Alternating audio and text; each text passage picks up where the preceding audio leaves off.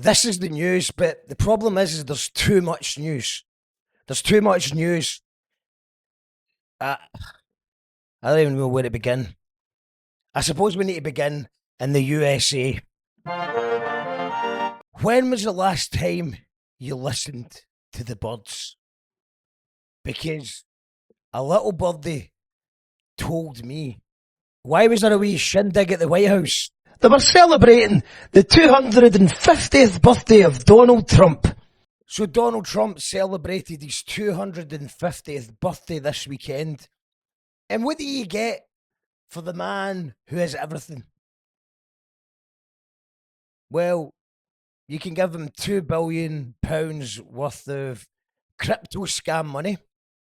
And that's just the money he's declared.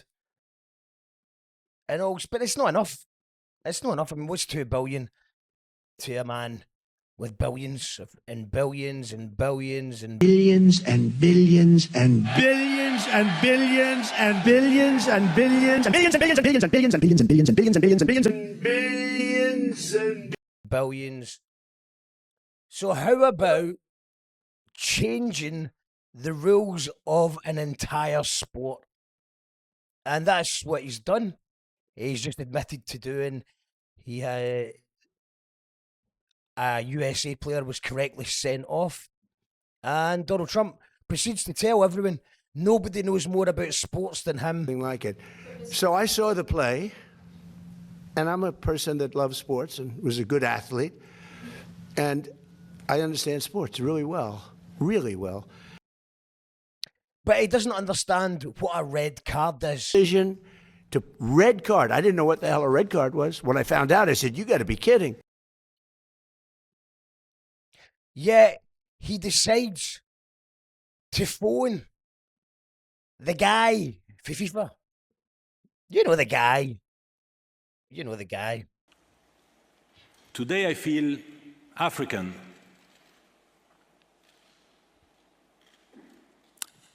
Today I feel gay. Today I am corrupt.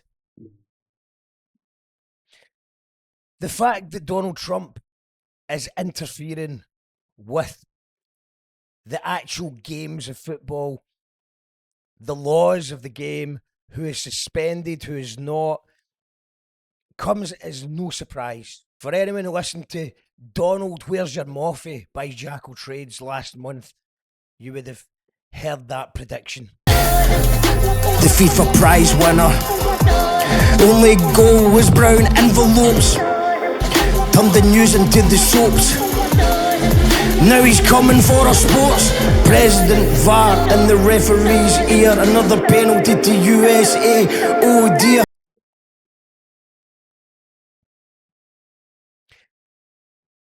And then he went on to actually slag the referee and make out the referee has some sort of agenda and a devious past. I think it's a terrible. If they wouldn't allow, a top player, maybe the best, maybe among the best players on the team, to play, I think it would have had a big stain. But then I looked at his past, and it wasn't so great. So you've got a guy who's admitting to corruption, trying to say that the other guy is corrupt while he's admitting to corruption. And this is like a mafiosa style tactic, because now the referee in charge of any further games involving the USA knows that one of the most powerful men in the world is going to overturn their decisions and get revenge. Does that revenge look like being publicly slandered, as is what's happened here? Being undermined by your decision being overturned? Or are you going to get deported? Are you going to get jailed? Or could you even have a tragic accident?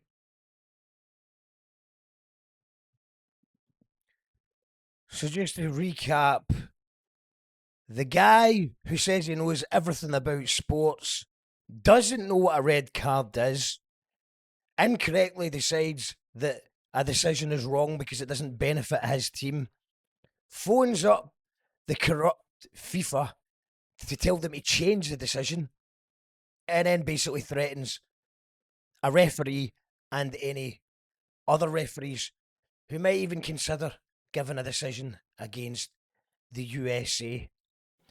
The absolute madness that a man who doesn't even know anything about soccer can change the rules of the game in the middle of the biggest tournament. It's correct to point out how stupid that is. It's also worth mentioning that he did steal £3.4 billion off his own followers with his fake crypto coin. It's worth mentioning the fact that he chooses a big firework display over helping his own people. It's worth mentioning that he has caused a war for absolutely no reason, just for financial gain, as the cost of living crisis spirals out of control. It's worth mentioning about the genocides and bombings that he's been complicit in, but he just literally admitted to insider trading earlier on this week. Everything he does has no consequences, but everything he says is purely to get anyone to talk about anything other than the Epstein files. So just remember, everything that he does has no consequences, but there is something in those Epstein files that he's scared of, and he's willing to do anything or say anything to avoid that being brought up. So this is just your daily reminder that they've still not released the Epstein files. Scotland brings the party, Scotland brings the volume, chanting Epstein files outside the ballroom. Donald, where's your Great Wall? Donald, where's your ballroom? I saw you on Joe Rogan, where's your Epstein files? Donald, where's your tariffs? Donald, where's your Nobel? Donald, where's your Trump phone? Some folks say you're no well. Donald, where's your bunker? What happened to your crypto? Where's your university? Where is the casino? Bankrupt, like the amendments and constitution. Nobody knows more in the world about prostitution.